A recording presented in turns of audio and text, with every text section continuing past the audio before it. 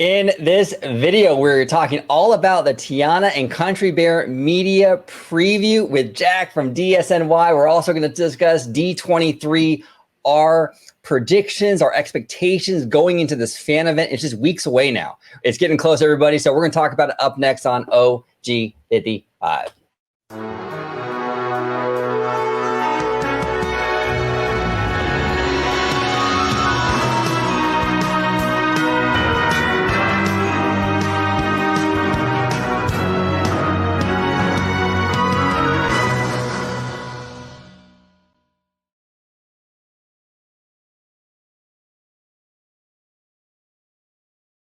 Welcome aboard, everybody, to another episode of OG55. We have a special guest with us today. Returning to the channel is Jack from DSNY. Jack, it is an honor having you back, sir.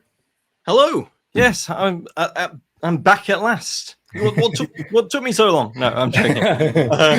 I've heard, by the way, guys, that you are having some sort of beard off or something, yeah?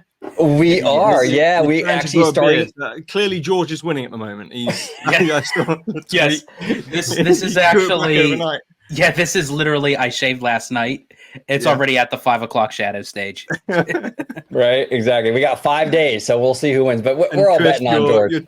You're not got much going on, man. Not much, no. Not at all. I've never even attempted. My brothers have both got beards, okay, and they always mock me for being babyface. You can't grow a beard.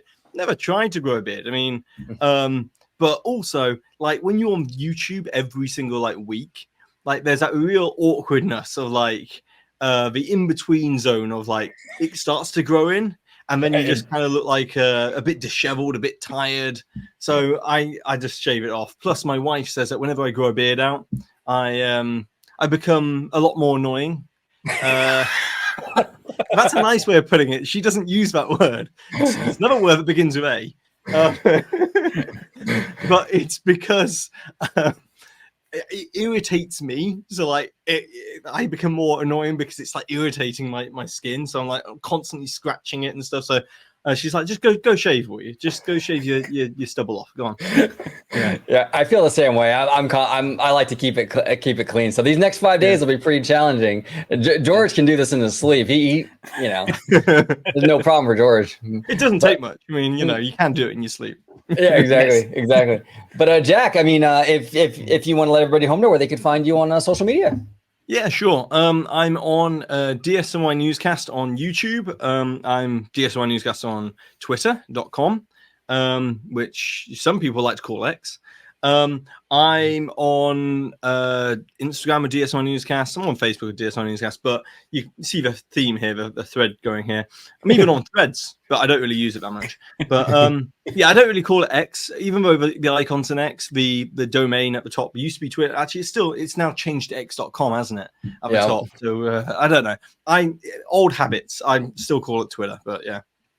Yeah, that was the worst rebranding of all time. I think everyone still pretty much calls it Twitter. It's Well, I don't know. I won't get into it because also a lot of people pay for the Twitter subscription thing, and I hadn't seen much of a benefit to pay for it.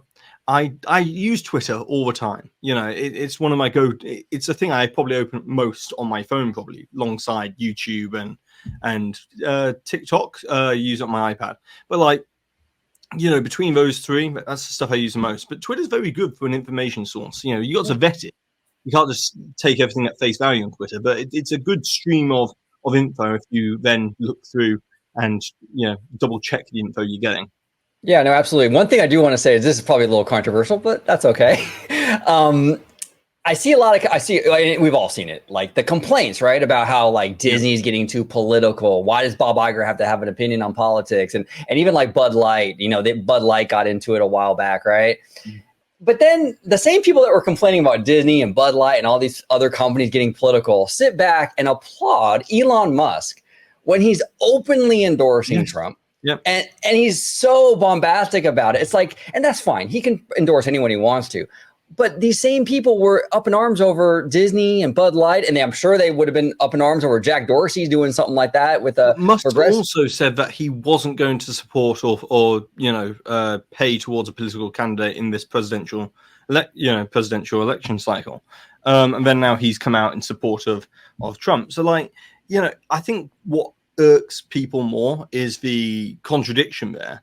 Yeah. That you said one thing, you've gone back on your word, and Twitter was all, and this is what Musk said when he bought Twitter. He said it's the kind of the town hall, the open town hall of the internet where everyone can come and have a voice in the community, and that's what he wants it to be. But then if you're going to do that, then you've got to be unbiased. You've got to be able to stand back and say, I'm not going to get political. But it is what it is. I can't see Threads necessarily taking over from Twitter. I've tried using Threads. To be honest, I wouldn't mind using it, but there's just so many features that are just missing from Threads, and I just don't get why it's taking them so long to put in certain features back into Thread, to copy the features of Twitter and put them into Threads. But yeah, it is what it is. I'm sure people don't know about our Twitter habits. But Well, and it is. Meta has so much resources and such a customer base. You're right. I mean, it seems like it should be a little easier to nick into this Twitter X clientele than it currently is. But we'll see. But George, you still call it? Well, you call it kind of both, right? I mean, you're. I call it Twitter no matter what. I just use the X, formerly known as Twitter, with my intro because it just naturally rolls off my tongue. So go ahead. So since we're doing intros, go ahead and give your famous intro and how you do your X spiel. Absolutely. You can find me on social media on X, formerly known as Twitter, at Disney George. You can also find me on Instagram under the Disney Italiano. And of course, you can find me right here on my home base at Orange Grove 55 with Citrus Corner with all that sweet, juicy, but sometimes sticky Disney news and info. There he is. There he is. Is that 55 or was that 10? 55. That's a good point though. You forgot. It is true. I might have to do 55. I might have to. That looks better. I think that looks better. Yeah, okay. Yeah. Absolutely. So Jack, from what I understand, you went to the media preview for Tiana's Bayou Adventure. Yeah. And the new Country Bear musical Jamboree. Yeah. Right. Yeah, I went to that and the Star Tours one back here. That was my first one. So first one was Star Tours back in April 5th. The Mandalorian, the new scenes that they put into that. And that just dropped into my inbox out of the blue. I've been doing this channel for 7.5 years. I kind of gave up all hopes of being on any. By the way, am I synced up in terms of how I'm talking? Oh, yeah, you're perfect. Yeah, you're good. Okay, yeah. Right, and I don't know. Sometimes it just looks a bit out of sync. So the Star Tours one was the first one. Dropped into my inbox out of the blue. Didn't expect it. I kind of thought I've said enough things about Disney over the years that like talking about rumors, and I've given enough, honest opinions and things that they probably don't necessarily would like to hear. But I've always tried to be constructive with my criticism over the years. And I thought, never going to get an invite. So I gave up that kind of hope and dream of ever doing it. I would say it was an early hope and dream of mine early on in the channel, like 2 years into the channel, like 2019. I was thinking, I should probably get an invite by now. And then I just kind of gave up on thinking I'd ever get an invite. So, I think everyone who starts out this kind of Disney YouTube stuff, they all want to get on the media list. But having now been on the Disney media list, if I wasn't on it, it wouldn't make much of a difference to my content. You know what I mean? Like, I can cover Disney for where I did. Because I even did the cast member preview of Tiana's. Right. I was invited along by a cast member to do the Tiana preview on the opening day of that. And then the media preview was a week later. It wasn't until a week later. So I actually managed to get a review up before then. And that was before I was even invited to the Tiana media preview. Well, it's interesting, too, because there is a narrative out there where if you're on a media list, you're basically you can't criticize the Mouse House at all, right? It's you gotta have these glowing reviews because you were invited to a media event. Now you've been invited. You've been to 3. You've been to the Star Tours one. You've been to Tiana's, and you've been to Country Bear. Now that you've kind of experienced these in multiple occasions, where do you where do you stand with that narrative that's out there? Like, has Disney approached you and said, "Hey, Jack, you know what? We can't have you criticizing this attraction. You have to, anything like that?" Never or is heard a word. Never heard a word from them about that. I've spoken to many different media reps during the media previews, and the feedback I've only ever got from them, and I've said to them, look, this is my coverage, and they've said all we ask from you is to be honest with with what you've experienced, and just be honest and fair about what you've experienced, and that's it. I've never been asked to send my footage over for them to vet, to say take this out, take that out. That's not been my experience of it, at least. So I get to post whatever I want. Surely if they didn't like it, if they thought what I said was unfair, they would probably not invite me back. But my whole perspective of it is you got to just call it like it is. Be true to what you've seen, because at the end of the day, that's what I would be doing if I wasn't on the media list. So if it means I don't get an invite, I don't get an invite. Right. That's how I see it. I think there's definitely a feeling, and I've spoken to the media reps about this, and I'm like, I kind of have this a feeling of kind of a fear of being kicked off the media list by people who are on it. But I don't think it's actually because Disney have necessarily told people that. I think it's because they're concerned that if they do say something negative, there'll be repercussions, and they want to continue to get the access. Right. And from my perspective, the access is nice. Like the Country Bear one was nice because got to see it before the D23 preview or cast preview or anything like that.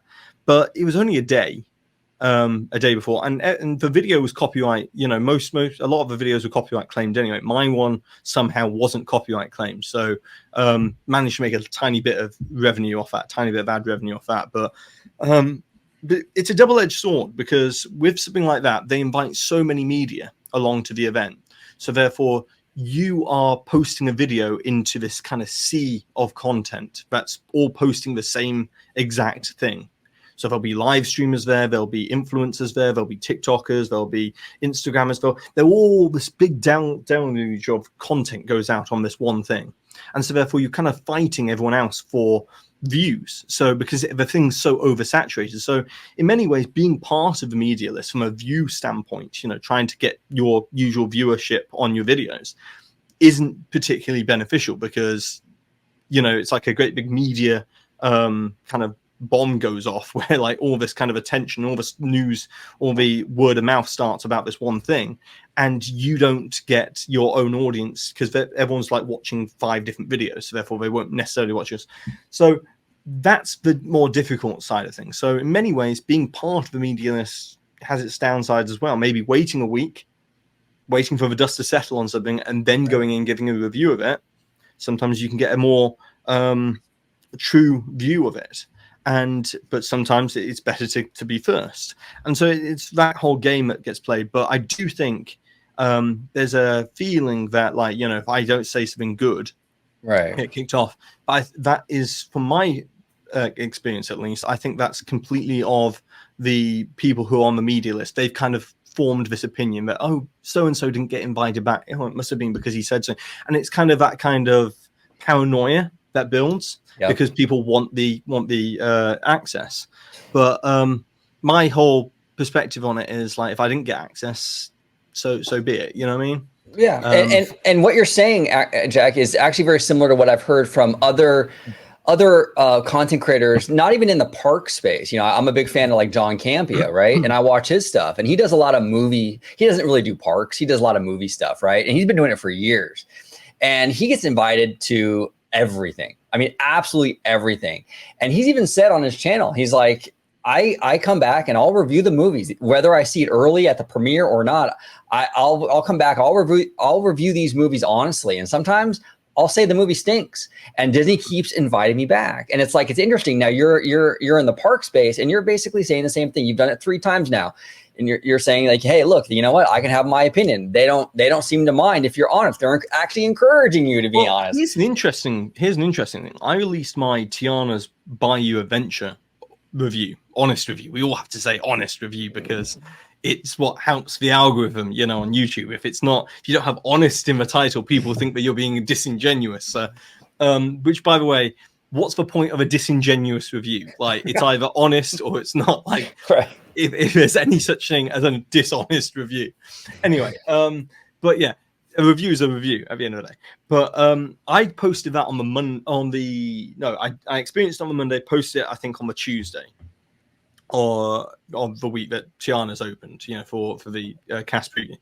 Then I didn't have an invite to the big media event for Walt Disney World, the This Is Magic event, as it's called, for the Tiana's Bayou Adventure media event the following week. And it was on Wednesday that I received a last-minute invite from Disney Media that said, Disney PR said, we'd like you to come along. This is an invite. And I thought, well, I've already posted my review. Why do they? So I spoke to him when I was there. I was like, I thought, why would I get an invite to this? I've already given my review. And they're like, well, we liked your review. We liked the fact that you were honest in your opinion. And if you watched that review, some people have seen it, I gave some positives, I gave some negatives, I gave some objective positives, which are like, there's, the technology within the attraction, objectively, it is new animatronic technology. That's an objective fact. It's better than what was there before in terms of Splash. You can argue the nuances of whether you like the Splash characters more than Princess and the Frog, but the animatronics are better in terms of fluidity, movement, all that sort of stuff. They are the latest and greatest. So they are better than the limited motion animatronics that we saw in Splash. So objectively, I said that. And then, subjectively, I gave my opinion on the storyline. There's not much of a storyline there. And I felt like it needed an antagonist, the protagonist of Tiana. We needed some sort of sense of jeopardy to make it more, that trepidatious feeling going up the lift hill. And I said that in my review, and lo and behold, I still got an invite. And I spoke to the actual VP of comms for Disney parks, at least. And he said, I've seen your review. I liked it. I liked your review. Nice. And they want honest feedback. But I think you've actually touched on this before, Chris, which is there is just as much money to be made being ultra positive as there is being ultra negative. Yes. And I think you can be, I think that people think if you're positive, you're dishonest. And if you're negative, you must be being honest because you're being negative. But in actual fact, and I said this to the media people, I said, you can be just as dishonest being negative. Trying to find every tiny little nitpicking thing to pick apart, the nitpicky details that you can find there. Those, you can be just as negative and dishonest in doing that as being, gushing about everything that you've seen and everything's wonderful, and that's dishonest as well. So providing a balanced approach, but that's not what gets the views necessarily, is being like, hey guys, come listen to the voice of a balanced approach. That doesn't get views. So you've got to go one way or the other in the thumbnail. But I try and pull people in, right, and give them a bit of both. So yeah, and you do a fantastic job of it. And you're right. It's so funny. People think all the money is in being positive. And honestly, I argue it's even more lucrative and more financially incentivized to be negative. I mean, there's a whole industry out there on YouTube that just slamming Disney. I mean, it's big. I also think that when people it's easier to be negative because so for an example, we're going to talk about D23 predictions, okay? Right. Easiest thing in the world is to just say D23 this year, this is in quotes, obviously, this is someone saying it, D23 this year is going to be terrible. They're not going to do anything. They're not going to announce anything. You heard it here first, that kind of thing. Okay, say that, and go out on a limb and say that's what's going to happen. They're not going to do anything. Be negative. Okay, ultra negative. But then, if and when they turn around and they actually announce stuff, people will be in such elation about there's something happening that they'll forget all about the negativity because because positivity at the end of the day, something positive being announced will beat out the thing that you said which wasn't going to happen. But if you dangle the carrot and you say to people, hey, this is going to happen, and then it doesn't happen, you are, that's harder, that's tougher. to square in terms of with an audience being like, hey, I was honest with you, this is what I heard was going to happen, it didn't happen, you know, rather than saying nothing's going to happen and then surprise something did happen, and then everyone's like, oh, I doesn't matter that you said nothing was going to happen, I'm so happy that this has happened. So I think there's a whole psychology there behind it, and so being negative in many ways for people on YouTube, and not just Disney but anything, movie reviews, any franchise and anything, sports teams, anything, it's easier to do that, and then it's like it's easier to do the thing and then ask forgiveness rather than ask permission, you know what I mean? It's that kind of mentality. And so it's easier to just be negative and ask for forgiveness and be like, oh, you know, it was fantastic in the end, rather than being like, this is going to be great. Yeah, no, absolutely. What's your opinion on this, Italiano, in terms of the positive, negative, being authentic, all that good stuff?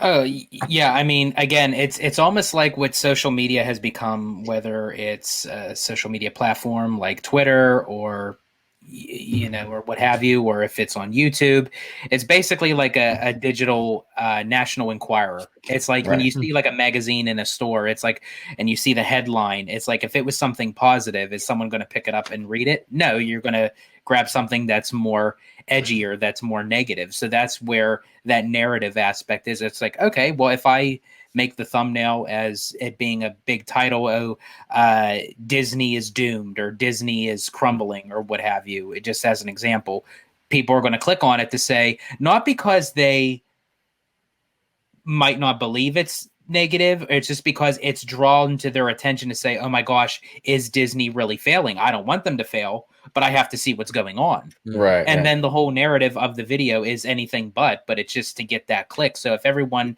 believes that same notion and they just keep clicking, then it's drawing attention to the people that are just trying it for clickbait. Yeah, negative Disney news is big. Year. We saw that a lot last year, the whole Disney is going broke thing. Yeah. And like the amount of videos I saw pop up, people who weren't even in the Disney fandom, you know, in the community of YouTube, in Disney community on YouTube, like all these YouTubers would pop up and be like, Disney's going broke, Disney, you know, or they would all Disney's doomed, all these different thumbnails. And it was because it's engagement bait. You know, they knew if they could get the audience in from that, then they can get a slice of the audience in talking about something else, you know, and it's trying to piece together this audience of just trying to chase the views. And like you say, George, you know, it's a form of clickbait. I think I have tried it a little bit on my channel, and quite honestly, I tried to be, you know, some more provocative thumbnails in the past. It just doesn't work as well with my audience, and that's because my audience has been accustomed to, I'm the news guy, I deliver the news. You know, and those kind of thumbnails are get lost in the shuffle with the rest of the opinion pieces. So you are right, though. It is a form of clickbait. You know, it's interesting. Oh, real quick, George, I just want to say too, it's real interesting too how if you're on, and we're talking kind of a media and all that stuff, if you're on a media list for Disney, right? There's this narrative out there like, oh, you're a shill, you're getting paid by Disney to say nice things. We talked about that, right? But I've heard from people that Universal reaches out to way more people in terms of media list and access and all that stuff. That Universal is giving it out like candy, and no one ever accuses anyone of being a Universal show being bought by Comcast.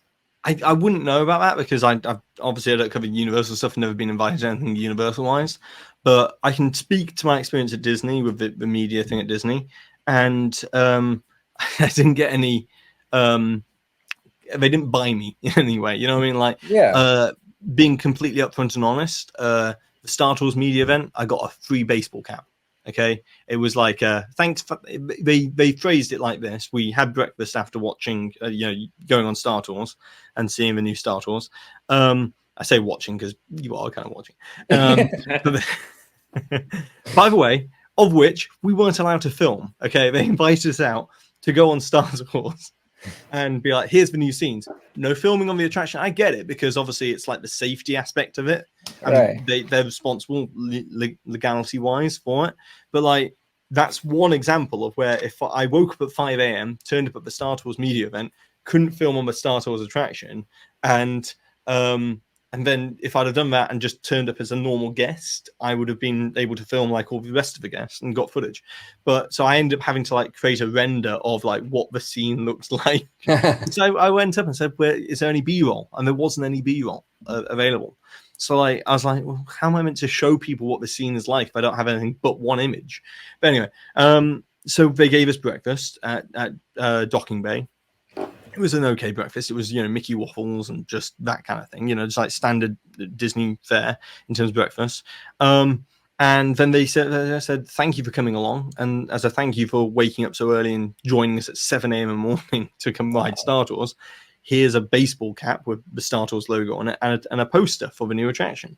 And, you could say, oh, well, that's some value. Yeah, but like, if you don't like the attraction or, you didn't like the experience and you're going to give a negative review, being given a baseball cap isn't going to be like, oh, well, I've got a baseball cap for something I don't like. You know what I mean? Like, it's not, how's that work in terms of buying you? And, in terms of other stuff, like but the swag bags, like which you see at like the Oscars and stuff like this and media events, Fashion Week and stuff like that, Disney give you like a little token to take away. And, I've not been to many of these media events. So, you see like the Diz Unplugged and people like that. They've probably got loads of different things from like all the media events they've ever been to in background. It's nice to be given, a token to remember the, I've actually got, just give me a second. I'm going to show you something. Sure. So George, while we wait for Jack, what say you about this, brother? Sorry, I cut you. Oh, here he is. We'll get to you right after this. So they gave me this for the Country Bear one. Oh, that's nice. Now it's got the songs on the back, okay, and it's signed by Emily Ann Roberts, the singer of the Trixie song Zootopia. And inside there's a sleeve there. Now it's made to look like a record, okay, like a record sleeve, but there's no record inside. But this is it's a token. It's like a souvenir. It's like a thank you for coming. Here's a souvenir to remember the new attraction, whatever it is that you're going to. But it's not buying your favorability in terms of your review.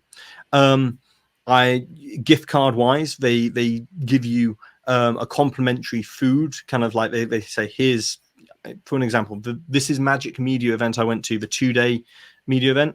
I was given $100 Disney gift card, and they, it was to be used for food at the resort over the course of those 2 days, which if you're buying lunch and dinner, there's your $25 for each day. That's what they're thinking. Right. Because if you don't like the pre-made buffet food that they provide at these media events, which is, Mickey waffles and just some basic stuff, some potatoes and stuff like, just basic fare in terms of buffet stuff, they think, well, go off and buy something at Cosmic Rays or something, like that kind of thing. Right. And some people might have health issues and stuff. They can't have waffles or whatever. Exactly. And so therefore that's the reason why they give you the gift card. But that's all of this is not, this is literally just standard media company practice, media event. Apple do the same thing. Right. Google, Microsoft, Samsung, when they invite the media along to their tech events, they complimentary food offerings and little tokens to take away. It's standard stuff. It's not in any way buying someone's access or their favorability. Yeah, it's always this like sinister undertone though when it's Disney. It's crazy. What say you, George? Sorry, I cut you off, brother. No, you're good. I was just going to ask you, Jack, when with media events, whether it was Star Tours or Tiana's or Country Bears, you had mentioned like there's a different array of influencers, YouTubers, TikTokers, Instagrammers, what have you.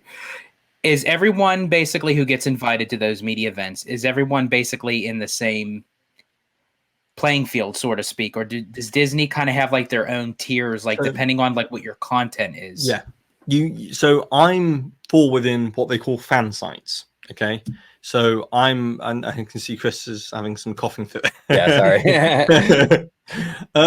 No, I fall within what they call fan sites. So it's like WDWNT is within the same bucket. The Diz is in the same bucket there of like fan sites.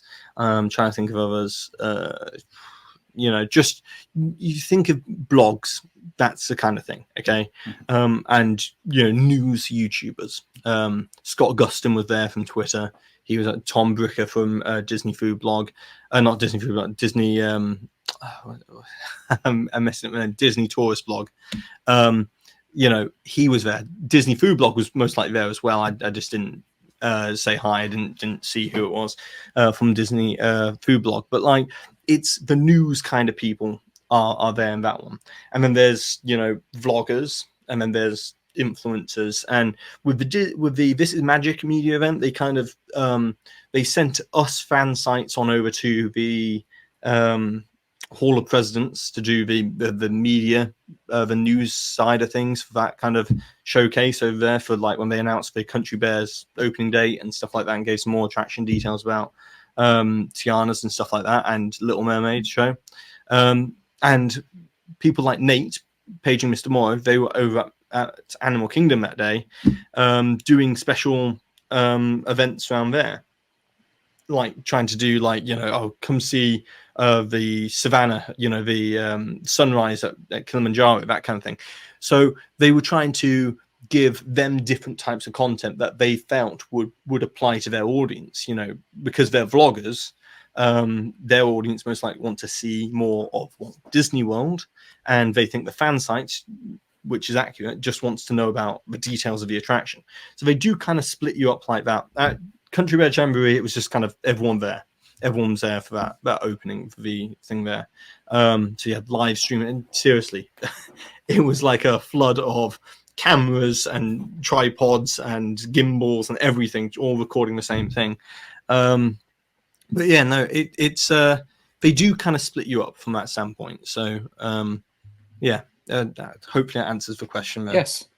Yeah, I was always curious about that. Yeah, that's it. That's interesting. That is interesting. But now I want to kind of pivot now to, well, actually, before we pivot, actually, I have a couple questions in terms of the Country Bear Musical Jamboree. That's been getting a lot of heat kind of on Twitter and stuff like that, like with fans and everything. How was the show for you, Jack? Did you enjoy it? No pun intended of getting the heat from the right, I know. We'll get to that too. Let's also just correct this, okay? That's a smoker. So Drew, the Disney dude who you've had on the show, and a good friend of mine, he actually got quoted in the community note on Twitter to that TMZ tweet. And what happened there is there was like a power shut off, like a power outage, just a very brief one for the attraction, which obviously turned off all the animatronics because that's where it works. And the smoke effect is just a smoke machine. And it clearly didn't turn off the smoke machine. So the smoke machine didn't receive the trigger to say switch off and close the curtains for this effect. And so it continued going, which made it look like the animatronics have stopped working and it's on fire. It wasn't. It was just a smoke effect. But and that's now been community noted on Twitter as what happened there. But I enjoyed the old Country Bear Jamboree. Okay, I liked the songs. I liked, I remember the first time I ever saw it, I thought it was a bit weird, but I grew to have, I grew to enjoy it and like going with my girlfriend and now wife, and we've taken our son. But from what they've done, I think they've done a pretty solid revamp of it. I don't agree with all of the song choices. I would have taken out Try Everything. I think we got a live performance of Try Everything at the other media event by the singer who sang that, Emily Ann Roberts sang this on Try Everything, and talented singer, but I don't think that it works as a country pop song. If I'm being totally honest, I would have preferred something like the Hercules song, Meg, what she sings. I Won't Say I'm in Love. I think that would have been funnier, and use the trio in front, the sunbonnets, as giving an extra bit of background. You don't say you want it, that kind of thing. That would have been really good, actually, really, really good. Kiss the Girl is very Kiss the Girl and Whole New World. I was like, is this even going to work? Right. And they both worked really well in terms of I really enjoyed those two ones. Whole New World I was very kind of trepidatious about, because I'm it's Epcot forever all over again. Right. But the way they did it with Wendell coming up and Teddy Bear coming down. I mean, I will show you. It was funny in the moment, and it's really well done. The one thing I will say about it is Country Bear Jamboree now, it does feel a little bit like Philharmagic with bears. Oh, interesting. Because you've got Kiss the Girl, which is obviously is that in Philharmagic or is it Under the Sea? I think it might be Under the Sea. It was I think it's Part of Your World. Part of Your World. Part of Your World. Part of Your World. That's it. A Whole New World is obviously in Philharmagic. Right. Remember Me isn't in Philharmagic, but it's on Poco Loco, isn't it? But it's still Correct. Coco. Yes. Yeah. And that's, I think they don't have any Frozen, but like you've already got like 3 songs there or 3 IP, which is already in Philharmagic. Now, Philharmagic, whenever I've gone, at least I've got hair in my eye there, always has been sort of full. There's always a queue for it. Now, whether that's location-based proximity to the castle, so close to it, and people are like, what's this? They go in there. But it's been around for 20 years now. People should know what Philharmagic is, and so therefore people still go back to it and still enjoy going in, sitting down, having some AC, and watching the 10-minute show. And I think that's the kind of mentality that they took with this, is they're like, how can we create another one of those on the other side of Magic Kingdom? Because from what I've heard in terms of executives, they want Magic Kingdom to have more capacity. And if you take an attraction like Country Bear Jamboree, which was maybe only getting half its theatre full on a good day, let's say, and you can put IP in it, which then makes it so therefore people will fill up the theatre, essentially you've added capacity to Magic Kingdom. It's true. Because you have taken those people out of the Frontierland land, the land area, and brought them into an attraction, sat them down, and you have added a little bit more capacity. And if you can keep that lobby area filled up as well, it's more, continuous throughput, it's adding capacity. So I think that's the idea behind it. I did enjoy the attraction. I never did a review of it because I thought, are people going to really want to listen to me do a review of this thing that they can just watch for 10 minutes on YouTube?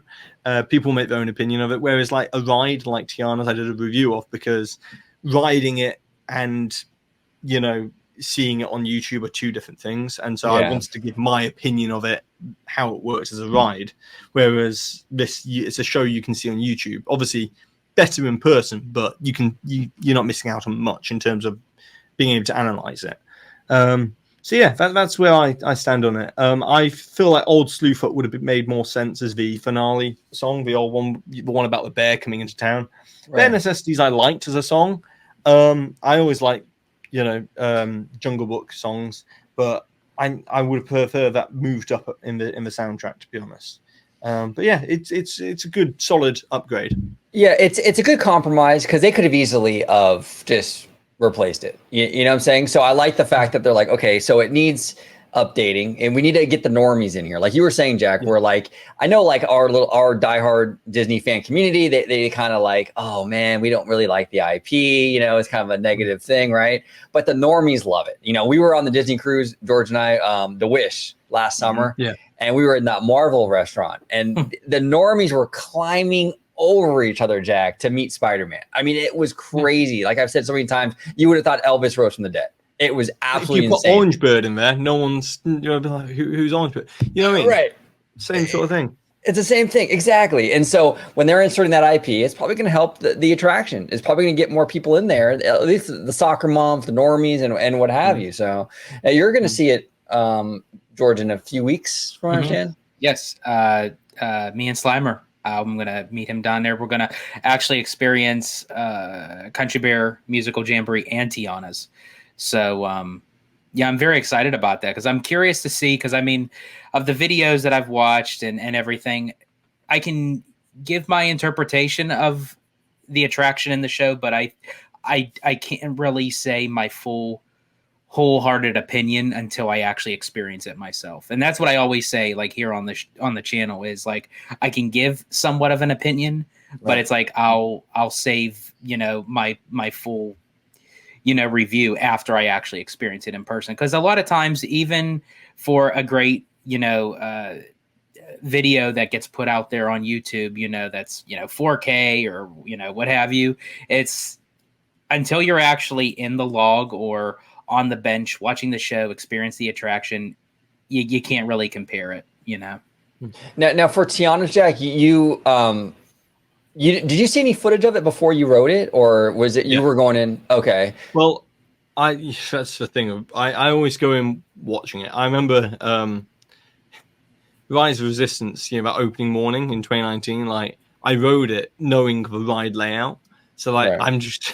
I'm trying to map it out in my head as I go. I'm like, oh, right, now I should turn this moment in. We should see the 8080s, and I was trying to like map it out as I go. So I don't know if I ruined it for anyone on, but like, I was riding it with friends, but Rob and Kevin at Defunctland were also in the ride car. But like, I also had them filming as well. It's like, Kevin, if you can film that side, and Rob, if you can film that, I'll film it. Like, we were trying to. Anyway, but like I was saying, I go into it having watched some of it, and with Tiana's, I watched the on-ride footage that we'd received already, and the POV. Now, the POV was not good, and I spoke to people at the media event about it, and they're like, "Why did you release it? Why did you release that POV of all things?" Part of it was moving, but part of it was fixed, and it's just like such an odd. And I actually think they also did a disservice to the attraction showing it at nighttime, the way they did, because I feel like, at least for me, Splash Mountain, I liked riding Splash Mountain at nighttime, but I think many people associate riding Splash Mountain middle of the day, blazing hot sun coming down, blue skies and sunshine guaranteed, cooling off in the middle of the day. And I feel like if they'd have shown it in daytime, because there's the initial part where like you see the outside, aspect to it as well. It doesn't show up very well in the footage that they had. No. That was part which was like fixed, like a rider cam that was fixed to the log like a roller coaster. And like, so you're not even like turning the camera and showing things as you're going. And I just don't know why it did a disservice to it, to be honest. But I spoke to, in actual fact, the breakfast before we rode that, the Walt Disney World president, Jeff Farley, came in and said hi. And so did Walt Disney Imagineering president, Bruce Vaughan, came in and said hi. They just kind of walked around the table, said hello, shook hands and said, you enjoying your breakfast. Well, I'm trying to enjoy my breakfast. But it was literally just say hi. And I said to Bruce, even, I said, what did I said to him? I said about how, about the rider POV not showing the attraction very well. And I said, I've already ridden it. I've already been on it. And, I don't think it did any great sense. He was like a little bit like WDI don't have control over that. You know what I mean? Disney's a massive company, and oftentimes, one department's set on doing one thing, the other one's doing, and it's just, I feel like Imagineering sometimes feel a little bit like we've spent ages working on this attraction, and that was our one chance to make a first impression. Right. And I heard it did. Yeah, I haven't been on it yet, but I've heard that from so many people that have ridden it, like even like Drew, the Disney dude, our friend Drew, right? He was saying that like he loved it. He loves the attraction. He's like the POV video did not do any favors for this attraction. It is so much better than what they're It makes me wonder, because just Disney's decisions on this attraction in general, because Disney knew what they were getting into when they were going to close down a beloved attraction like Splash Mountain, that all the backlash and all the hate that Tiana's was getting even up till now, that, it's still getting heat, that Disney had to kind of be very careful of how that they would present it. And they had that golden opportunity to release that. And by doing that with the POV, it kind of threw off this kind of negativity that was already built up. But then also at the same token, they're kind of already setting that stage up with Disneyland's version of Tiana's, because at the time when Tiana's is going to open, supposedly in October, November, you're moving into the winter seasons where it's a little bit more colder, even in California, and to have a water-based ride that's going to open in the winter months, how is that going to play out to where people are going to want to travel and say, yeah, I want to experience this attraction, but yet I don't want to get wet. And to be honest, I mean, I know that they changed Florida's version a little bit. It seems like people can get a little bit more wet now on Tiana's than what it was at Splash Mountain, but Disneyland's, you get soaked. That whole entire log just fills with water. Now, George, you're assuming that we get seasons here in California. We do not. I'm just kidding. I'm kidding. No. In all seriousness, though, you bring up a great point with the POV, George, because it's like it's no secret, right, that there's a subset of people that, the culture war thing and all that. They were just itching to get into this thing and just rip it apart. You know what I'm saying? They made their mind up years ago. So when you drop a POV that's really weak, and it doesn't do the attraction its justice, you're kind of fueling these people that are like just waiting to pounce on this thing. And that was very frustrating too. You know what I'm saying? So Disney kind of handed these people ammunition basically to kind of like, smear this attraction with that terrible POV. So, and as far as that, if Bruce Vaughn came over to me and asked, if I was there, like, are you enjoying your breakfast? I'd be like, don't worry about my breakfast. We have to have a little talk about Zootopia going into the Tree of Life. Cause that's like, well, here's the thing. I spoke to Bruce, and like, I thought I'd have an opportunity to have, because it was a situation where like there's like 6 of us at a table, we're having breakfast, and they kind of walk around, they kind of say hi, and so I thought this isn't the time for me to start. I thought I'll have an opportunity later to have a little chat with him. Right. And I just never I never saw him again. He was around and about, but like there wasn't an opportunity. You know what I mean? Yeah. But like I thought, not the right time right now, Jack, to say, hey, let me talk to you about Frontierland and how we can make this whole thing make sense and beyond. Like I thought, not the time and place, but because they were just walking around it as a courtesy to say, hello, thank you for coming. Yeah. Hope you've enjoyed the attraction. That kind of thing. Yeah, it would have been kind of jarring to just jump into that, right? It would have been like, it would also be a bit OTT over the top and a bit, a bit of a dick. Oh, that's right up my alley. Yeah. Right, George. I think I did say so. I can't remember exactly what I said, but I do remember saying something when I was speaking about the negative reaction that some of it had received so far, and that's the reason why I brought up the POV. And I'm like, I think I made the point to him. I'm like, there's people being dishonest, being negative about the attraction, who haven't even been on it yet. And I think I made the point about like, that's the point I said to him. I said, I said to him, you're really fighting an uphill battle here, because people made their mind up about this attraction 4 years ago. Yes, right. So I don't envy you. I said, I don't envy you and the Imagineers trying to turn people's mindset around on this, because people are dead set on what they think about this attraction before even giving it a chance. And it's about trying to get people to give it a chance.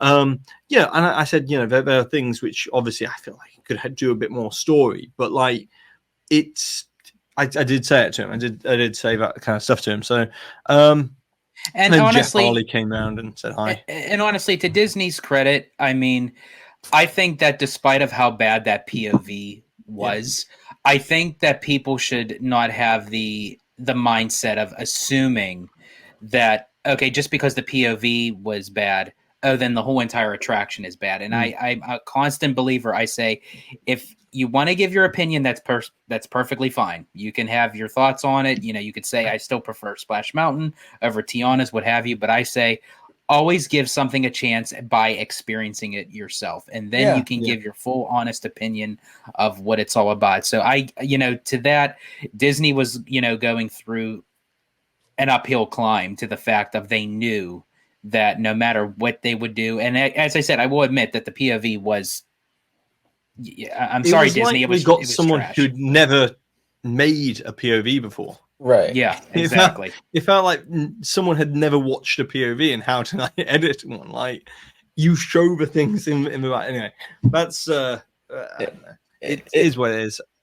It's wild. But now here's the thing. We talked about you know, like you hinted upon, like what are they going to do in terms of Frontierland and Beyond Big Thunder and what have you, Jack? So that kind of segues perfectly into our D23 topic. We'll start with Walt Disney World and then we'll head over to Disneyland. But with Walt Disney World, and you've made videos on this, Jack, but just in case people at home haven't seen those, what are you the most bullish on in terms of like actual concrete announcements for Walt Disney World? Like these are things that they're gonna announce. Green lit, no blue sky. Where do you stand right now?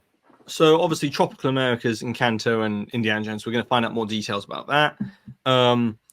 We'll probably get some concept art, the Indiana Jones stuff and the Encanto stuff, hopefully a confirmation of the ride system for Encanto. Then Test Track, we'll probably get more concept art of that, most likely as well. And then we move into the rumor stage and Beyond Big Thunder. Now, we know they're going to talk about Beyond Big Thunder. It's in the artwork. And... but it's going to be interesting this year because like it's an hour and a half. It's an hour and a half on the schedule. But then again, so it was in 2022 and ended up being an hour and 52 minutes or something. So like that 90-minute window is flexible, and they won't have their final run time for what they want of this show probably until the day before. You know, because they'll be deciding last minute. Do we put this thing in? Do we cut that thing? What do we want to actually announce? You know, do we want to save that for a Parks blog announcement later on once we've finalized the idea on this thing? Or do we want to tease it now? You know, I'm hoping that they go big with this thing. And from what I've heard, speaking to some people at the media event and stuff like that, is that they are aware that they need to deliver this year at D23 in terms of announcements of things they are actually going to do. They don't really want to use the word blue sky on stage, which I think is music to all our ears. But I don't put it beyond Josh D'Amaro to start saying we're dreaming big. You know, I don't put it beyond. We're giving me old Vassal Dazzle. But I don't put it beyond, you know, past him to do that. But so Beyond Big Thunder, I think we're definitely going to hear about. I think we'll hear about Phase 1 of Beyond Big Thunder, and I think from what I've heard, frontrunner for that is Coco. That's just what I've heard. It's what insiders on the WDW Magic forums have been hearing as well. Coco seems like the frontrunner for that attraction. And that's a smart move. That's a great franchise for that area, I think. Yeah, and then I've heard this a lot. Moana in Adventureland, like a Beyond Pirates. I'm less bullish on, like, obviously I'm more bullish on Beyond Big Thunder because obviously it's in the artwork. The Moana thing is like one of these ones where like I've heard it's happening, but it's 50-50 on whether they want to announce it yet. You know what I mean? So and the trouble is with this is so they've got this permit that they've got to release, this South Florida Water Management District permit, you know, the backstage infrastructure changes that they need to make. And a lot of those backstage infrastructure changes are going to also apply to, because it's all the west side of Magic Kingdom, it's also going to apply down towards, you know, where they've got parade storage around down near Pirates of the Caribbean. And so that's where the Moana attraction is going to go down below Pirates of the Caribbean, you know, down past there and that expansion spot down there. So we'll see if they're willing to go big and announce that as well. And I'm hoping they do. I would say there's more like a 75% chance they're going to announce that. I do think it's leaning that way, but you know, nevertheless, you know, they could always pull it if they don't want to, you know, announce things that they aren't ready to show the artwork yet. Interestingly, I'll get this a little story for you. From what I've heard, the Figment stuff, you know, the Figment costume. The character, the new character costume they had in 2022. They apparently didn't have artwork for that until like a week before. Really, that's interesting. Not the character that was already in production. The artwork to kind of show the character, you know, and it was never used. I don't think it was only shown later, but it was created for D23 in 2022. Like a piece of concept art for it, and it just wasn't used on stage. But you know, apparently that's the level of kind of like these events are so kind of poured over and just meticulously like, do we want to announce this? Do we want to announce it? It's very much a working, living thing that happens in the moment, right up until days before. Wow. This one this year is being touted as more of a musical celebration or something. And I think they're announcing it as that because they will be wanting, because they know they've got a 12,000 seat arena to fill. They want to do more than just stand on stage and say this is a project. Personally, I think that's all we really want is announcements. Mm-hmm. But my one concern is that Josh D'Amaro, he is very good at filling time. He's like the master of like taking a cupcake and talking about it for 20 minutes. I don't know how he does it. I can't possibly do it on my channel. I don't think it's particularly a great thing to be doing when the stakes are this high for the community. Yeah. But I'm concerned that he might ramble about things and fill time, and I will be sat there more anxious than anybody else watching, because I'll be sat there going, give me something to talk about. Come on. I'm going live. I'm going to be doing a video on this in like an hour's time. Right. Give me something to work with. And like, I remember D23 in 2022, I remember shouting through to my wife, who was also watching on the TV through my room. And I was sat here and I was watching. It's like, they haven't announced anything. They haven't announced anything. What am I going to do? And I was like, he's talking about what was it, the bread shop or something? This pastry shop, history in downtown. He's talking about that. What is this? Oh my gosh! I was like losing it. Then they came on stage and talked about Blue Sky. I'm like, what is this? What is it? And I was like, left at the end of it. I was like, what was that? What was that? And I was like, bemused over it. If they don't announce anything this year, I am going to there will be a very frank, honest reaction from me. And if they don't announce anything this year and they don't go big and it is a lot of fluff, that is exactly what I'm going to say. I'm going to say, well, that was a waste of time. If they don't announce things, I will say, D23, what's the point of it? Well, and you're breaking the trust with fans too, because you're becoming, it's kind of like the Star Wars thing, where Star Wars, Lucasfilm can announce a movie and fans are like, oh yeah, we'll believe it when we see it. The parks do not want to go down that road. They want, when they announce something, I'll believe it when I see it with the fans of the Disney parks. It's like, I remember actually being there, and honestly, it was an emotional roller coaster. It really was. And honestly, that would be quite what they could do at Rock and Roller Coaster with Inside Out. But it was like hyping us up. Everyone was applauding, thinking that this is what we were getting. And then they end it with, oh, this is what could happen. And we're like, okay. Then they started talking into the, something else. It's like, okay, they're hyping us up with a maybe, but we're going to get a definite, positive, like what is going to be greenlit. And it ended on the flat note. And we're all exiting out of the arena or the stage pavilion. And we're like, okay, wait, are we getting this or are we not? Like, we were all confused. But I heard that, like, so I was just going to say, I heard that D'Amaro was like, they didn't have anything. Like, they didn't, budget-wise, nothing was really greenlit. And he was like, give me something. I need something to, like, talk about at the end. And that's where this whole Blue Sky thing came from. And it was kind of a real, because they don't do that kind of thing ever. They'd never really done that before. And it wasn't met very well.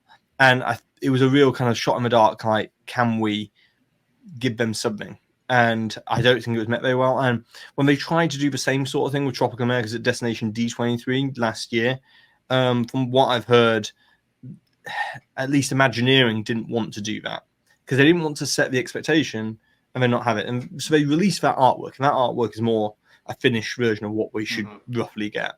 But that's the reason why they were a little bit coy about it on stage. So I wanted to ask you, Jack, this is kind of like a two-parter question. Now, speaking of the concept art, when we saw the first part of what was for Animal Kingdom, where it was going to be possibly Moana and Zootopia in the Dino Land area, that concept art was more fleshed out than what they showed us for the Beyond Big Thunder. Hmm. Could that potentially be of that concept of the Moana attraction? Is that could what be going into the Adventureland area? I don't think it will be. I think it will be a boat ride. We've seen patents for different boat ride systems that we're working on, and from what I've heard, this is going to be an e-ticket kind of like, you know, good attraction from Moana. But I don't think it will have an outdoor component, from what I understand. I don't think it will be an outdoor. Just purely upon the positioning of it, it's behind the back of. Well, if they go over the location that is speculated, it's behind the back of Pirates, and that's just an ugly show building to try and hide. And so they are going to do like a Ratatouille kind of deal, where they just a very narrow kind of walkway to the back of this thing, have a bit of a small courtyard area, and then into a building, and that's where the attraction takes place. Because they want this to, you know, they're very conscientious of it. Shouldn't be just another Splash Mountain, another Tiana's. They can't do it so close to each other. But be interesting what it ends up being. You know, there's lots of different new boat ride systems that are floating around, and what they end up going with. But yeah, I don't think we'll see the same artwork. That artwork that we saw for Animal Kingdom in 2022, what I think a lot of people will forget is that Bruce Vaughan came back in March of 23. Mm-hmm. And when he came back to a much different WDI than what he left. He left in 2016, I believe. 2016, I think he left, didn't he?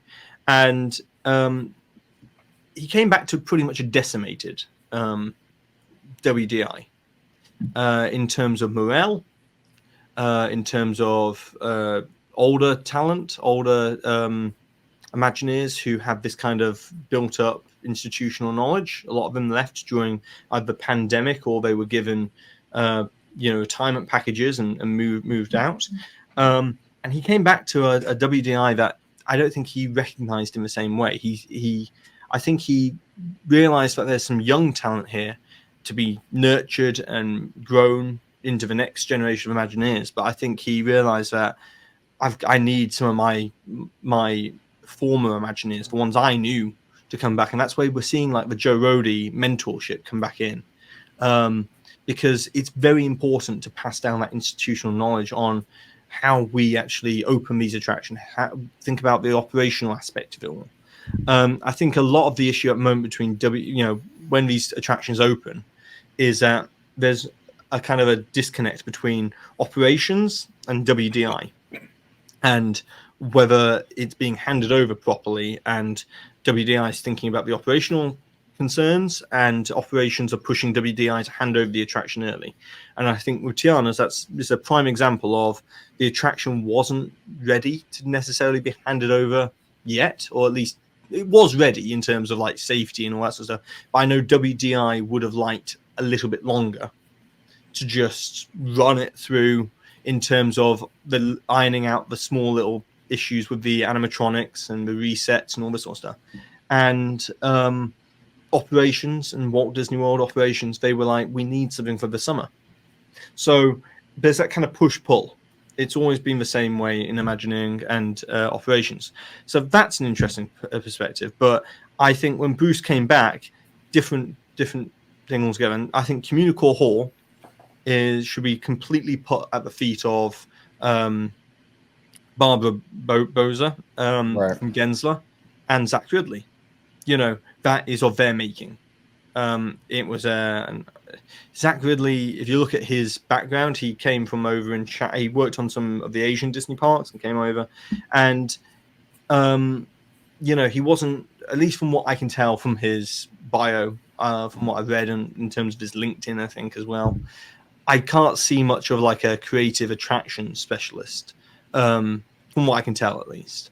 And I might be wrong with that, but like he was more of a project manager. And I think he was given a tough job with Epcot, and I think he was given a very small budget with that budget was reduced, but they fell short of exactly. I think you could have done much more with what they were given. Oh, absolutely. it really has fallen flat. And I think Imagineering know that they need to go back and fix the center of Epcot.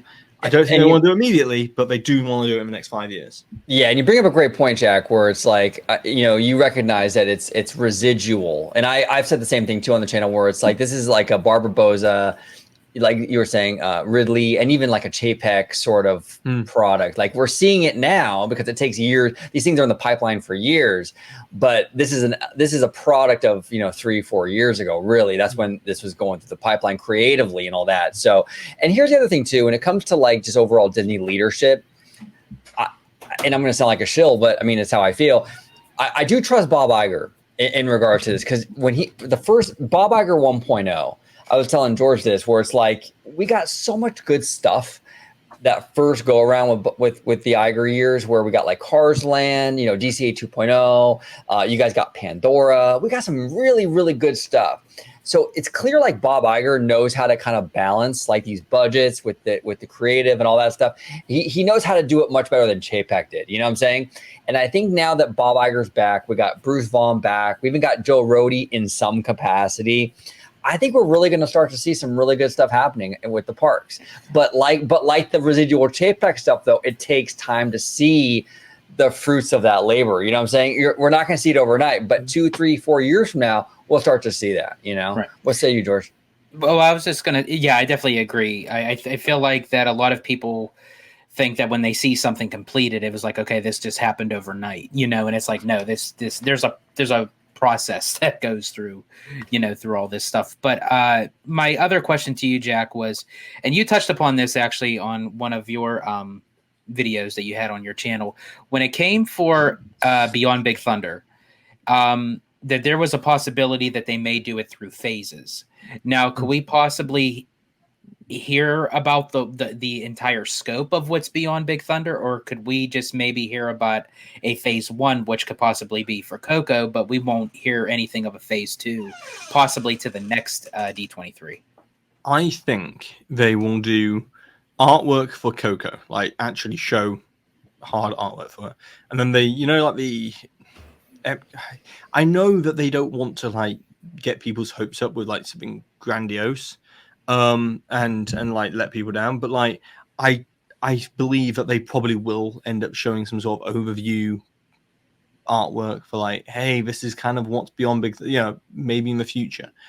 I think they will be non-committal about it. I think they will try and choose their wording very carefully about saying phase 1, phase. I don't think I'll say phase 1, phase 2. I think about Coco is coming first. They'll be like that with Beyond Big Thunder, and then they'll be like, and this is what we could be planning for. It might be met with a poor reaction. I don't know, but like it's hard to know this kind of thing. The trouble with this whole thing is that like you say, Chris, Iger 1.0, he spent money on the parks. He did, and this time around, I think he's greenlit the budget. Obviously, we know the budget's 60 billion for it, and I think that budget's there, but it's going to be interesting to, they will go big this year at D23. But I think the thing that might, throw everything off is this is the plan for now. And, in 2 years' time, supposedly Iger's stepping down as CEO. Will that next CEO commit to the same budget? That's the thing. Right. I think a lot of us have to realize. And we should be getting the new CEO announcement soon. They have to announce a successor soon, because Wall Street are kind of asking for it. Iger, he bought this Angels women's football, women's soccer team in LA. He's clearly starting to plan his post-Disney life, business life. And I think he's ready to hand over this time properly. And he is clearly wanting to have someone sit under his learning tree and be mentored. And I think they need to get on and announce that person soon.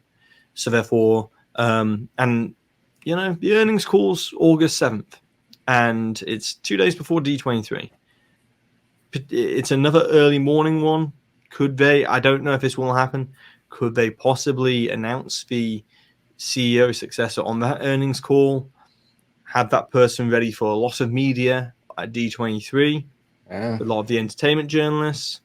It would be a good way of doing it. The only other time I think they can't announce it next year because we're getting within the year of when Iger's stepping down then. Right. So I think they have to announce it at least 18 months out.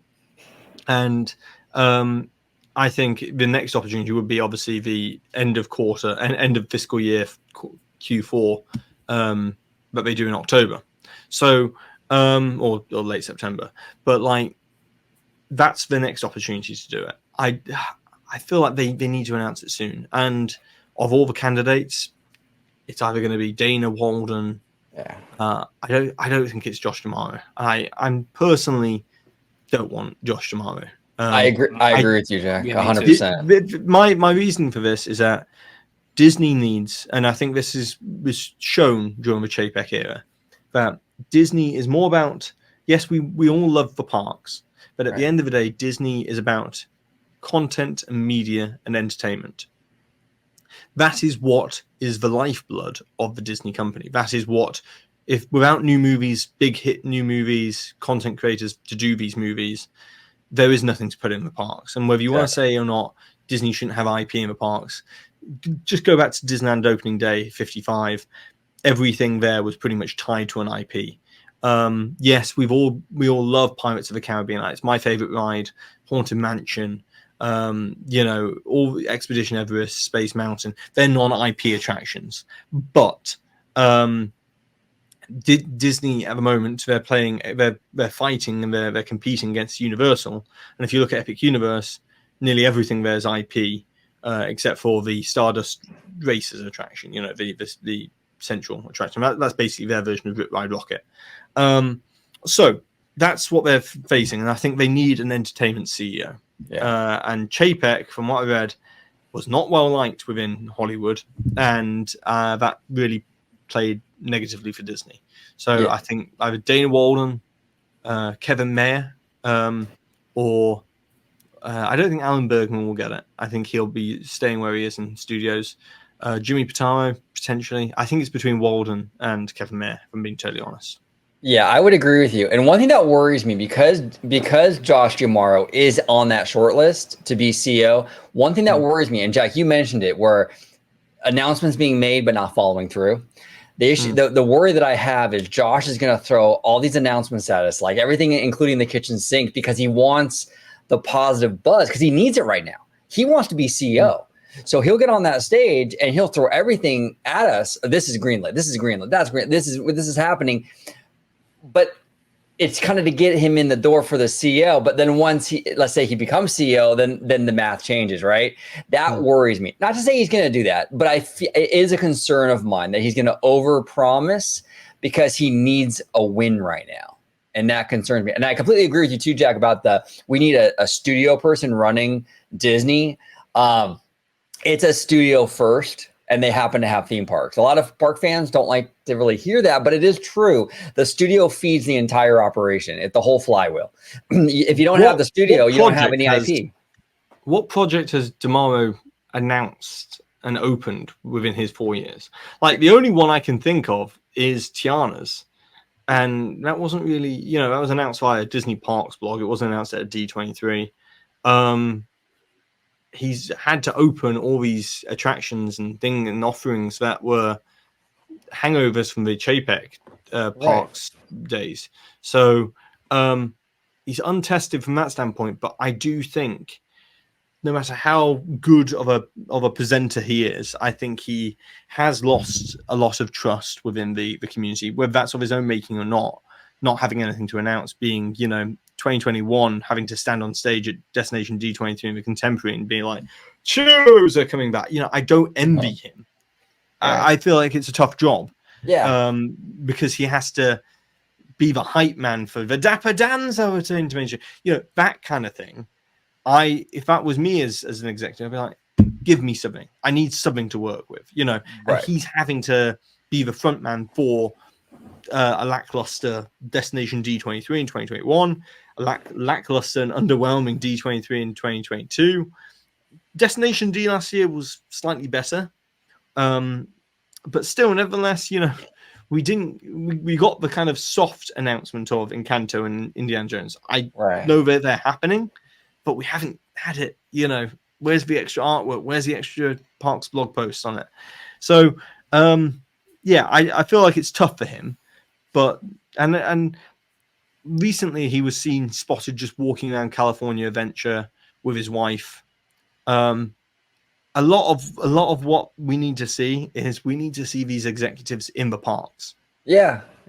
Walking the parks as Walt did. And from what I've heard from many different people in the past is that when the executives walk the parks, they walk them knowing, like, the leaders of the lands and the parks and stuff like that know so-and-so Iger's coming on this day, or Damaro's coming on this day, or Barley's coming on this day.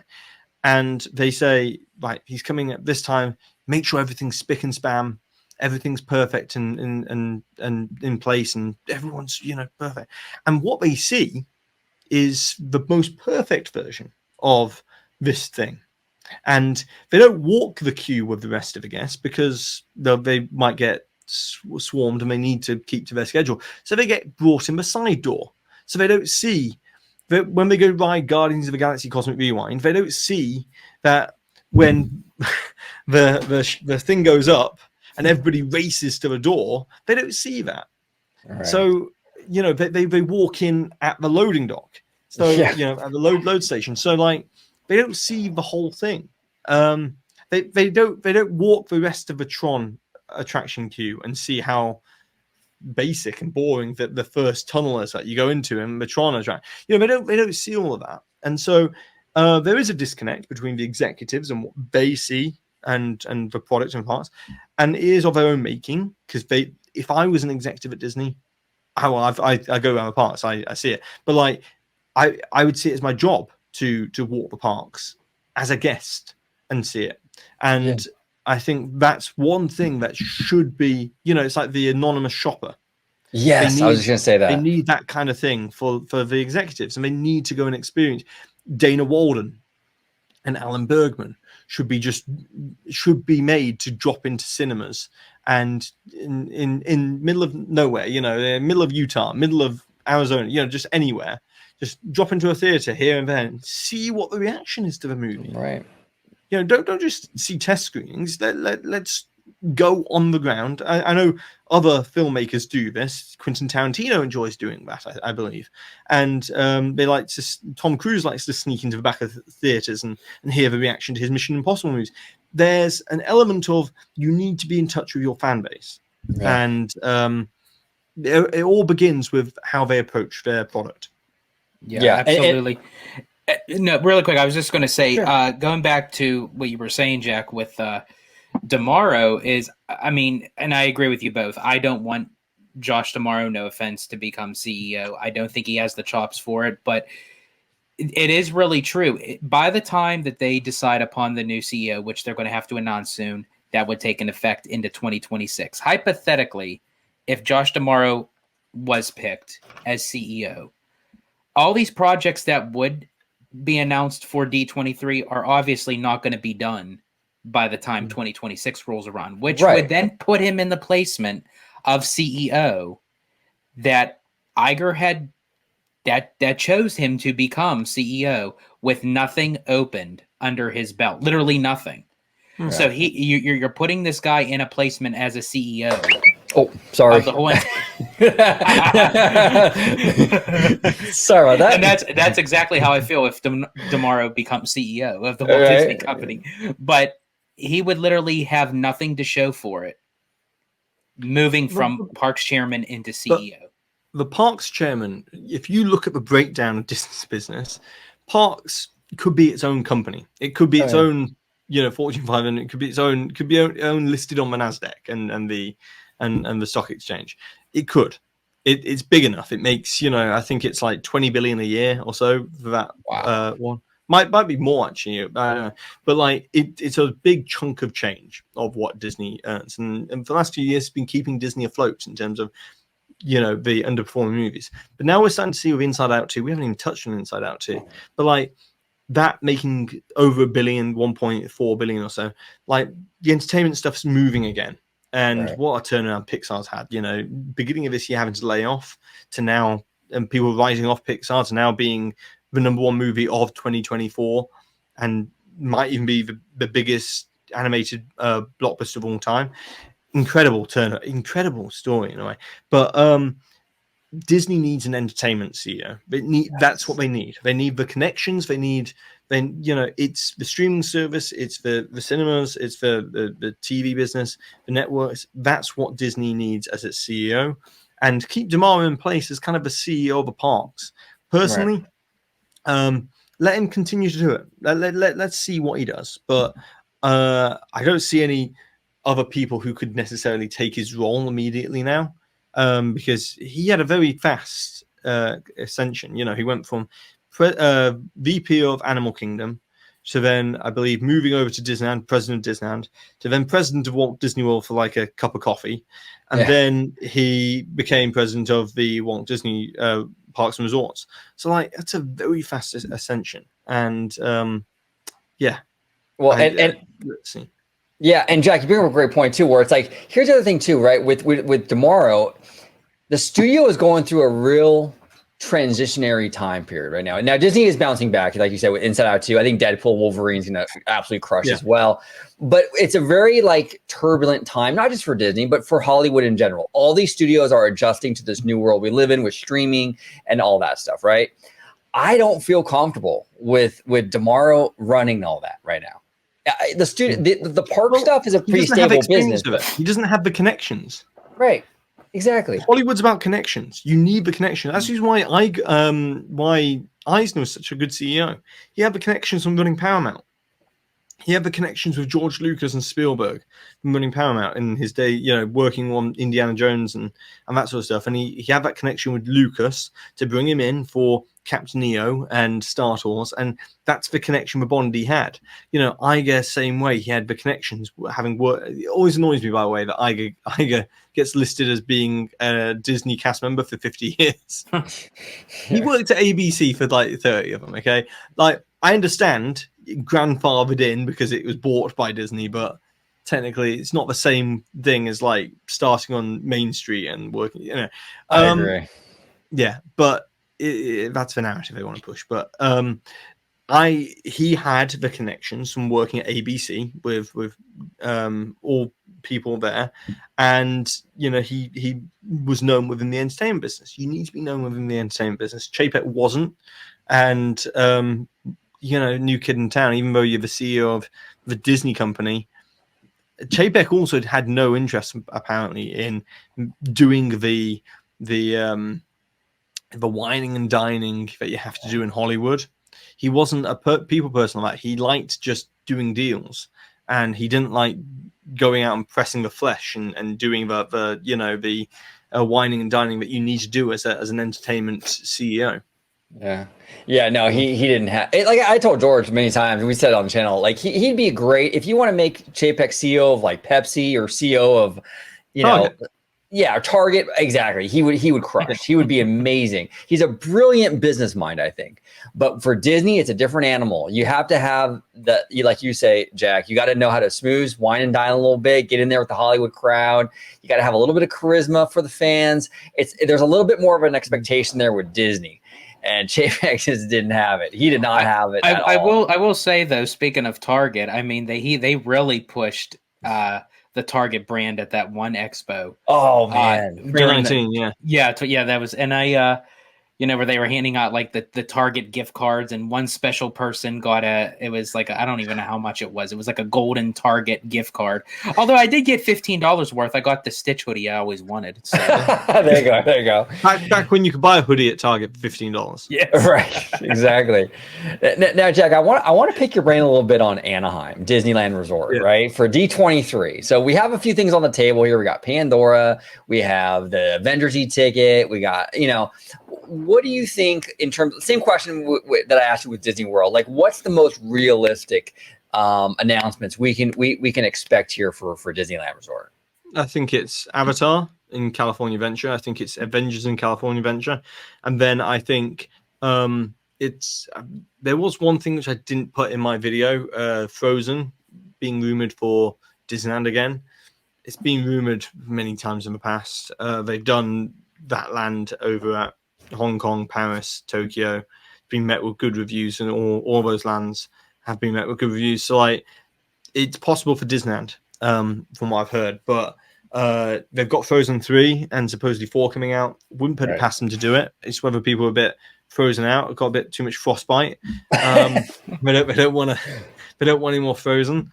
But like, I don't really want more Frozen. But like, those lands are beautiful. If I had my way, I would have built a Seven Seas Lagoon, hotel resort, Norwegian, Norse, Scandinavian theming, and make it more Arendelle themed, and do that.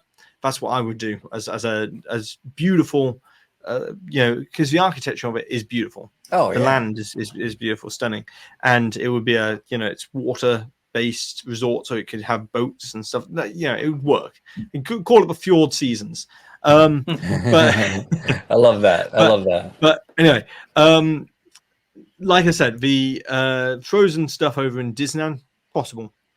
I also think Tomorrowland might get a mention of some sort. I think they will have to give the focus will be California Adventure, because they're still not finished with that park yet, and I think they might give us something in terms of Tomorrowland. I don't think Disneyland Forward, they will say Disneyland Forward on stage, but I don't think we're going to get, hey, we're building all this. I mean, I'd love it, because that means like I've got another video to do, breaking all that sort of stuff down. Yeah.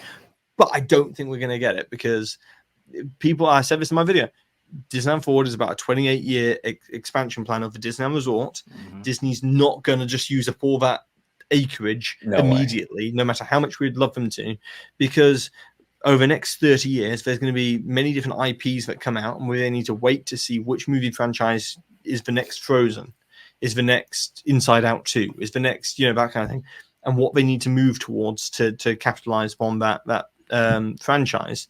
And I don't think they're anywhere near ready for a third park yet.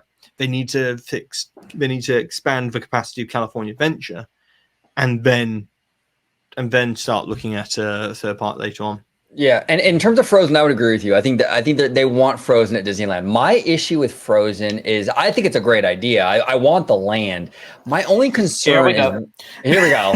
My only concern is where they put it, right? Because if they put it in the Stitch parking lot, right across from Disneyland Drive, there's room there. You could do it, absolutely. Yeah.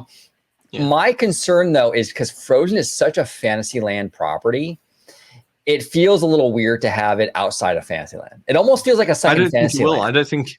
I know people are talking about that, but to get across that road, I can't remember what road. What road is it over there? It's, Disneyland Drive. Disneyland Drive. That's it. Yeah, because it also connects to. God, I can't remember the name of the road. But anyway, Disneyland Drive. To get across Disneyland Drive, they're gonna have to build like some sort of bridge. It's a lot of infrastructure stuff they have to do just to get to the land. Right. And then they've got to create a kind of a berm around the land.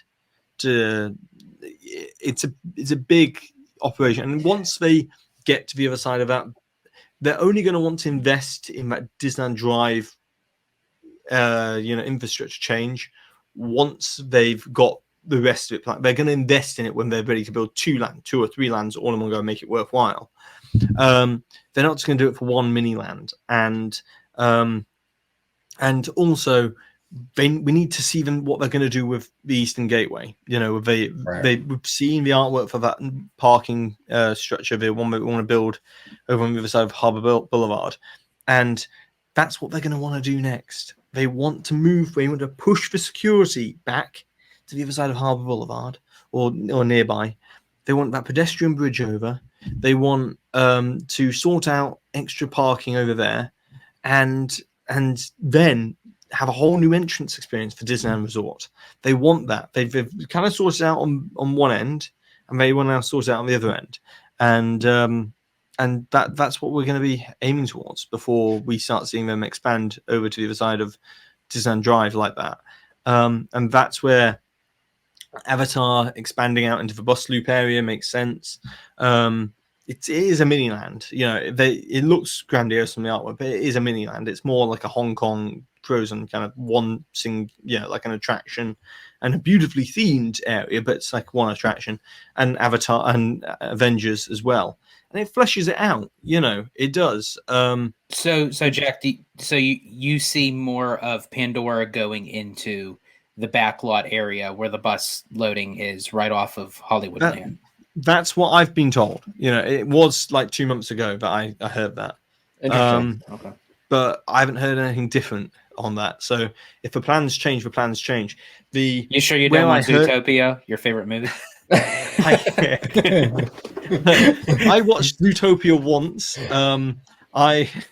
It was Easter half term in 2016, and it came out during half term for the it's what we call half term. It's the school holidays. Like the school's out of it's like spring break in the UK, and so Zootopia came out then, and I was trying to speak to people, speaking to my family members, speaking to friends. I was like, does anybody want to go watch Zootopia?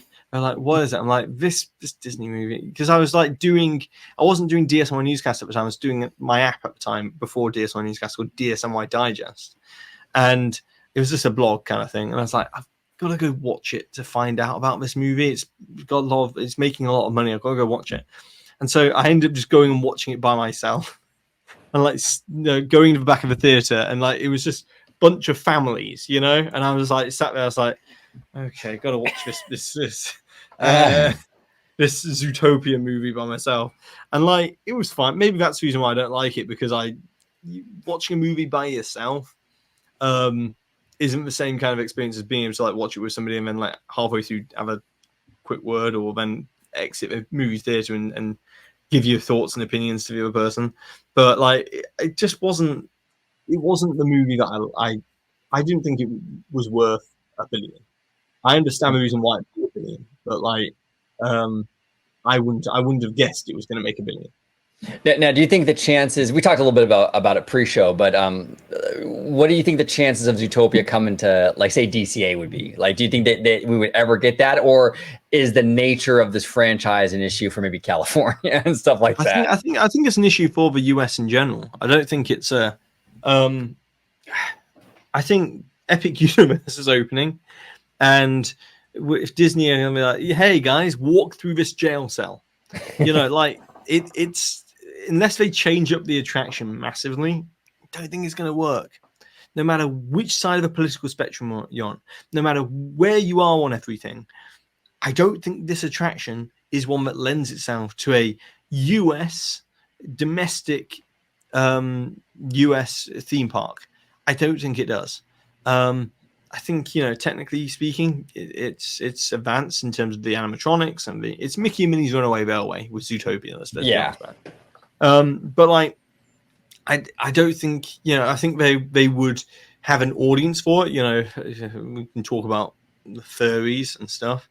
For Zootopia, because that fan base loves Zootopia, right? But I don't think Disney with the Animal Kingdom thing with Zootopia, I haven't heard anything more about it. So like, I'm hoping, fingers crossed, Tough to Be a Bug stays, because all that show needs is a bit of TLC. It needs a little bit of maintenance on the flick in the rafters and the hopper animatronic. It just needs a bit of maintenance on that attraction. It's a great attraction. I love Tough to Be a Bug. I do too. The song at the end, it's great. So like, I don't want to see them just inject Zootopia for the sake of it. We don't even know how Zootopia 2 is going to perform. I did a video like breaking down like how things would perform, and I said about Inside Out 2, I was like, Inside Out 2 is very important for Disney, because depending how this is received, it's going to set the tone for the next, because this was like the first big sequel since 2020. Yeah. And I was like, depending how this one's received, it's going to set the tone for the rest of the sequels. Zootopia 2, Frozen 3, Toy Story 5. It's going to set the tone for more. And I'm more on 2, obviously, as well. And I said at the time that Zootopia, it made a lot of money in China. And looking post-pandemic, the box office in China isn't what it used to be pre-pandemic. It isn't what it used to be. So it'll be interesting to see. But then again, the international market or the domestic market might show up in a big way, because That's what we saw with Inside Out 2. Inside Out 1 only made 800 million, not billion. Disney would love that. It made 840 million. And then Inside Out 2's made 1.4 billion. So that's done the opposite to what a lot of sequels do. Sequels often diminishing return. They make something big and then it's slightly less. Oftentimes it's slightly less. Toy Story was the same way. They typically, as you go further into the franchise, Star Wars is a case of that with Force Awakens, Last Jedi, Rise of Skywalker. They start to drop off a bit of their audience. So interesting. And so Zootopia 2, depending on how much longevity and how much life Zootopia has, I don't know if there's an audience clamoring for it. I know there's that furry community who really like Zootopia. Don't know if that's going to get it to 1 billion domestically or with international markets without China. I don't know if it will get wide circulation in China. That's the other big thing that will make a difference there. Also, what its story is going to be. The first one was like an allegory, wasn't it, about race relations? Right. What are they going to do with this one? And how's it going to be met? I said in my video, I said it hopefully fairly diplomatically. I said the Disney of 2016 and what they were releasing Zootopia into in 2016 is a different world to what the world is post-pandemic 2024 or 2025. It's a completely different environment. So who knows how Zootopia is going to be met, Zootopia 2. So if I was Disney, I would be putting my money into the bread and butter of the Disney Entertainment Company, which is princesses, popular IP characters which are less controversial, like Inside Out 2 and Moana 2 and Toy Story, and I'd go back into that rather than trying to. Also, it's facing the uphill battle of it. It's a clone of what's over in Shanghai. And I think there's a lot of apathy towards. We look at how people responded to Tron. It didn't move the needle in a big way. That's true. In terms of summer attendance last year, and it's because it's a clone. People have seen it. The YouTube exists. People can see what they're going to get. Yeah, no, that's a great point. Now, in terms of Tomorrowland, you brought up Tomorrowland, Jack. I'm curious, to what extent do you think, if let's just assume they announce a Tomorrowland renovation, redo, whatever we want to call it. To what extent are they going to do this? Is it going to be sort of a just kind of sprucing up, or do you think it'll be a little bit more substantial than that? Well, I think Tomorrowland's footprint's going to be eaten in a way. It's going to be eaten up a little bit.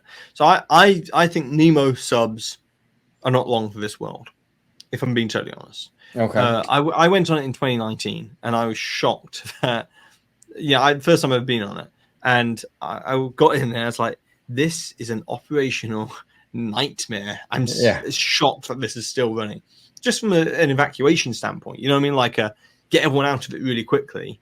Yeah. I'm surprised it's still operating in a Disney park. It's like stepping into an iron lung. Well, it is, isn't it? It's weird. I was like sat there and I was like, whoa, this is. And they give you the claustrophobia warning. They're like, if you're claustrophobic, don't go in here. Like. It's nice to have a relic of a past, like a Disneyland legacy, but also operationally, the capacity is just not there for that attraction. It's got a very slow load time, getting people in and out down those steps and everything like that. And it's a tight squeeze in there too. Like I come off that thing like craving for a cigarette. and audience size, guests at the Disney parks are not what they were in the 1950s. Oh yeah. So it's a cramped space. Not only are people broader, but they're also taller. I'm being diplomatic there. It's true, but it is true, and different guest demographics and stuff like that. So interesting from that standpoint. I don't think Nemo's long for the world from that standpoint. Also, Zootopia. I know they've announced this kind of electric, crossover with the things, but like that's been sort of announced, but could also just not happen eventually. Well, yeah. And if they were to use up Zootopia, Nemo subs also goes down fairly deep into the ground for Disneyland, so you got quite a bit of height to work with there as well. And the riverboat, the lagoon area, the motorboat lagoon area, there's quite a bit of space there. And if you added in, let's say they took out the old Carousel Theatre as well, you got a big chunk. But if you're going to take out all of that and put a new land in, which you've got quite a bit of space to work with there, I think the idea is you're taking so much away from Tomorrowland. We need to make what's left of Tomorrowland really special. Right. And if they were to bring back the People Mover for what's left of Tomorrowland and integrate it with Space Mountain and, really spruce up what's left of Tomorrowland, I think that would actually go down quite well. So you're saying more like the subs and like the Zootopia and everything would be maybe like annexed into like Fantasyland. I could see if I was to put this is just my own armchair imagining. If I was to put Frozen anywhere, I'd put it there. Yeah, and you get kind of you don't have to touch the Matterhorn, but you get that scenic play from using the Matterhorn on one side as kind of like adding to the mountains of Arendelle. Yeah, no, absolutely. No, that's an ideal spot because now you're in Fantasyland. You're connected to Fantasyland. That makes sense. That makes total sense. My only concern is for monorail, because obviously that's the launching spot of the monorail, but and obviously it goes all the way throughout the land, so that's a difficult one. Yeah, that spaghetti bowl, with all the track and everything. So we'll see. It's going to be an interesting D23. Now, Jack, are you going to be there those 3 days or one of those days or anything? I'm never at D23. I'm never ever at D23. It's never makes sense to me to be at D23. I'll be here in the studio in Orlando. I can cover things way faster. Plus, being stuck in the theater whilst things are being announced and then having to exit, and you can imagine the operational nightmare of like racing back to the hotel. I need to go film or recording outside and people coming over and be like, hey, Jack, I love saying hi to people, but like if I'm having to record immediately after the showcase, that would be operationally a nightmare. That's usually why I just trample people. One day I would love to go to D23 once DSNY Newscast is in my rear view one day in the future. I would just love to go to D23 just as a fan. And just experience it as a fan rather than having to cover it from a news perspective. But I've only been to D23 once. I went on 2019. I saw this guy there. I saw this guy, and we're actually going. A friend of the channel actually surprised us with tickets recently. So we are going. We're going to be there all 3 days, but it'll be very interesting. I'm sorry. Yeah. That's brilliant. No, if I was offered tickets, it'd be hard. It'd be very hard for me to say no, but I still think I'd have to say no because operationally, like I said, my first obligation with D23 is to cover it for everybody, right? Because a lot of people don't go, and I take it very seriously. I won't get much sleep that weekend. I'm already looking at the schedule, and I'm like, so Friday's the entertainment showcase. Right. It ends at like midnight. Orlando time, Eastern time. So therefore, I'm going to be up from midnight editing film at midnight or 12:30 till probably 1:32. I'll be editing from 2 till 6, and I'm hoping to get a video out that morning of the Saturday, and then likewise again Sunday morning for the next video because like it's very it's going to be ending at like 11:30, 12 o'clock at night on the Saturday night again. Right. And then I'm going to be sleeping throughout the daytime. I'm going to be nocturnal for those 2 days. I've done it before. It's not great. But the rush of the adrenaline of like, oh my God, all this news. It's so exciting. Like, when I'm doing some videos sometimes, like I will have to really research a topic in a big way to find stuff. And this past 2 years, it's been a lot. Some topics have been really difficult. I've been having to really, really use my investigative journalistic, ability to try and find information for people to make a video about stuff. And when these kind of events happen, it is so much content, so much information flowing everywhere from like Twitter, from the actual event itself, from what I'm hearing, from all the. It's a lot, and being that conduit to be able to be like, boom, here's everything. Yeah, it's so much fun. It really is. I love doing D23 from that perspective. It's an adrenaline rush for sure. Yeah. It really is. I told this guy when we go, just prepare yourself, because I feel bad for the poor souls that are going to be in front of us because of what I'm hyping this up to be, which I'm hoping is what we get. The park's presentation is like my Super Bowl. So I get, and with me already being a loudmouth Italian, I express myself very loudly. So I'm going to have to warn the people in front of us, like, I don't know, like, just be careful. Spitballing ideas, just spitballing ideas here. Number one, I'd love to hear your, we have our little, we message back and forth, but I would love to get your on the ground take of how the fan response is. That'll be very useful for my coverage. But also, depending on, I don't know, filming and ability to film and stuff like that, on the aspect of whether it's positive or negative, might be interesting if you film some stuff and I can maybe film some other people's reactions, just quick, like 20 seconds here, 10, 20, and your reaction as well. Maybe I could include it in the video in some way as well, depending on what we get. If we get tons of information, tons of announcements, I probably won't use that as much in a video because I'll have so much to have to get through. But like, if it's underwhelming and it's a lackluster D23, I want to get a sense of what it's like on the floor. So that would be useful. So that would be very cool, George. We could do our opinions, but we can also go around, and we've actually talked about that. We were actually talking about that. Yeah. Or like we would like talk to people, like ask fans, like, hey, are you willing to talk to us for a few minutes? And what do you think about the panel? That'd be cool. That'd be really good. So, or other people other content creators that as well there, because if it's big, if they give us a lot, everyone's going to have the same opinion.